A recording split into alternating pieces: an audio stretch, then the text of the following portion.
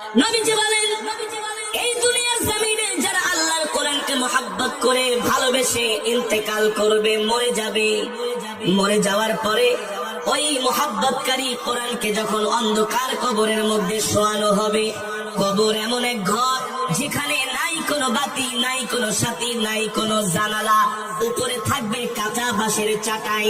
ওই কবরে কোনো বন্ধু থাকবে না, বন্ধুহীন সঙ্গহীন এমন একটা বিভীষিকাময় দৃশ্য।